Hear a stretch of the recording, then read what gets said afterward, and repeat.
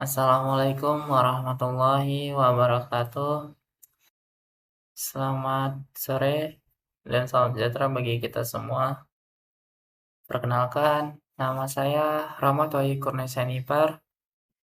Di sini saya akan menjelaskan mengenai tentang mikroprosesor dan mikrokontroler. Tanpa berlama-lama, marilah kita mulai. Baik, mikroprosesor atau mikrokontroler suatu komponen elektronik yang berfungsi sebagai pusat pemrosesan dari pengendali suatu sistem. Mikroprosesor pada dasarnya adalah sebuah CPU dalam satu chip yang membutuhkan komponen pendukung seperti memori dan input atau output dari luar chip.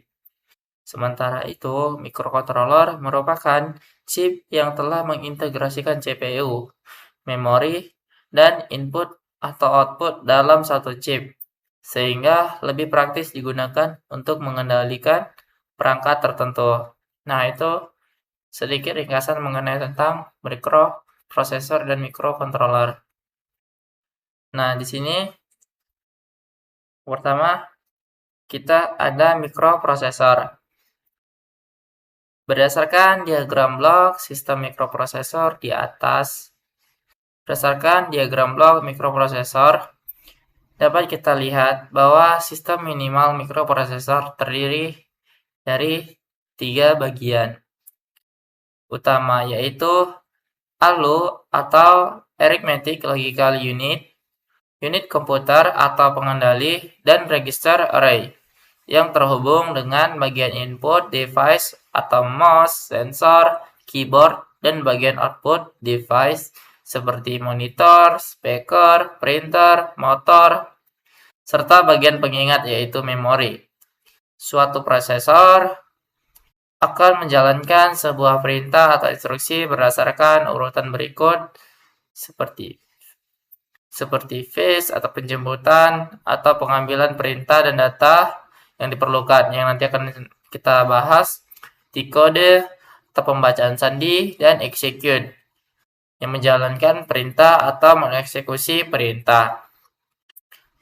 Pada awalnya, sebuah instruksi atau perintah disimpan di bagian pengingat, yaitu unit memori, seperti hard disk, solid state, secara berurutan atau sequential order. Selanjutnya, mikroprosesor menjemput atau mengambil instruksi tersebut dari memori, kemudian menerjemahkan dan mengeksekusi instruksi tersebut hingga mendapatkan instruksi kata berhenti. Nah, baik, di sini kita akan membahas cara kerja mikroprosesor. Mikroprosesor bekerja melalui 3 tahapan, yang seperti saya bilang tadi, ya. 3 tahapan utama yaitu fetch, yang mengambil instruksi dan data dari memori. Yang kedua ada decode, menerjemahkan atau memahami instruksi yang diambil.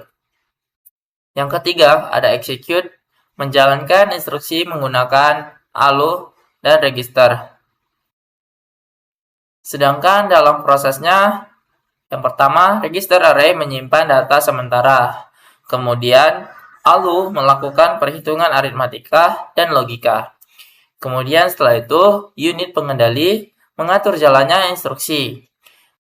Yang keempat, memori menyimpan instruksi dan data. Yang terakhir, input memberikan data ke sistem, sedangkan output menampilkan hasil pengolahan. Nah, itu adalah merupakan mengenai tentang mikroprosesor.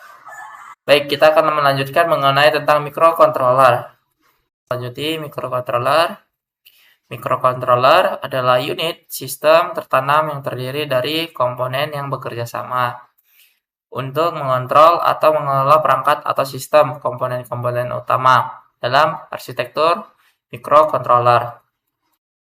Nah, seperti biasa yang kita ketahui kan, CPU atau Central Processing Unit adalah komponen yang menjalankan instruksi program dan mengelola operasi dasar mikrokontroler. CPU pada mikrokontroler bertanggung jawab untuk yang pertama, mengambil instruksi dari memori program. Yang kedua, mengeksekusi instruksi tersebut, termasuk perhitungan aritmatika dan logika serta pengendali data. Yang ketiga, mengelola aliran data register antara memori dan port input atau output.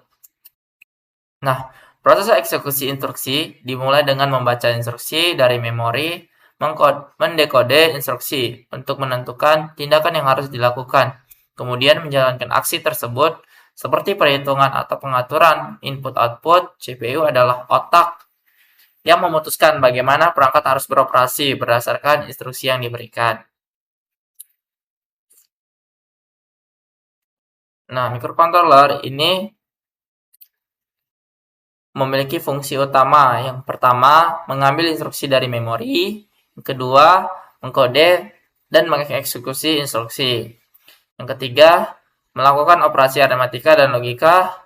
Yang terakhir, mengatur aliran data antara register, memori, dan input atau output. Contohnya itu seperti mengolah data sensor pada kendaraan otonom atau mengendalikan gerakan mesin CNC. Nah, itu saja hasil presentasi yang sudah saya sampaikan. Semoga apa yang saya sampaikan bisa bermanfaat bagi kita semua. Saya mohon maaf jika ada salah kata atau tindakan atau perbuatan yang telah saya lakukan. Saya mohon maaf. Saya akhiri. Assalamualaikum warahmatullahi wabarakatuh. Selamat sore. Terima kasih.